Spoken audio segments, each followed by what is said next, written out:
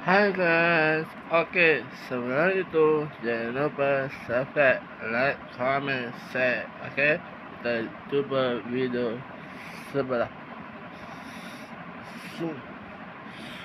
Oke guys, hari ini aku nak buat video nak cari makan. Nak cari makan.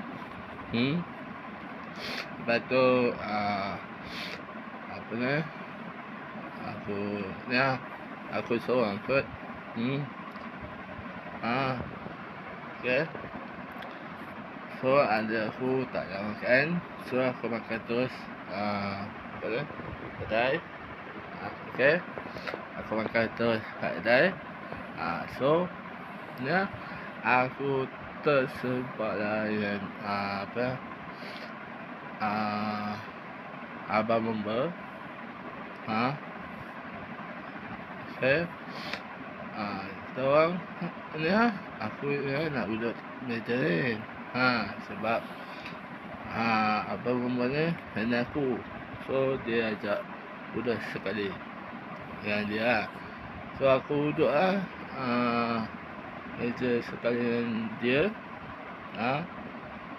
Lepas tu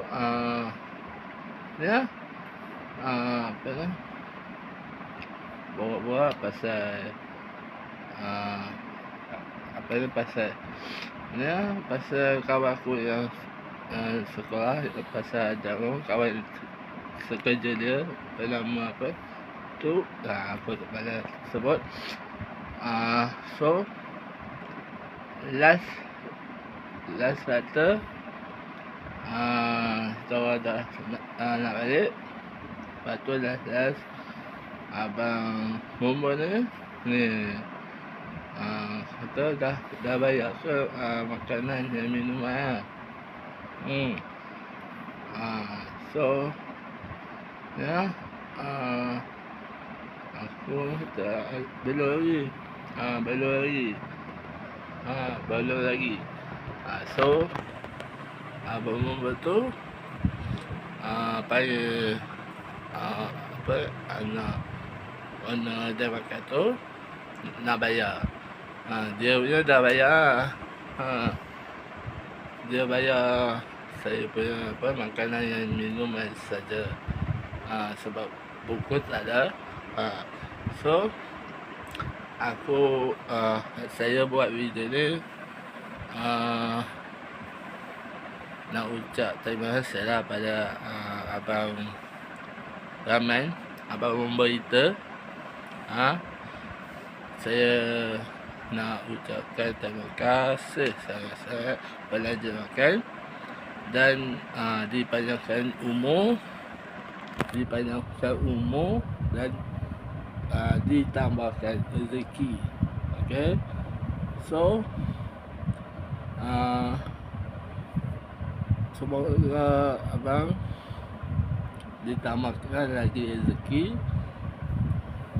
dan jangan lupa tambah lagi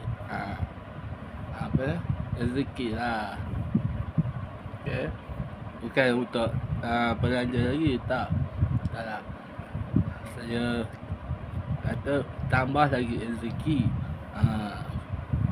Okay. So video kali ini sampai sini saja.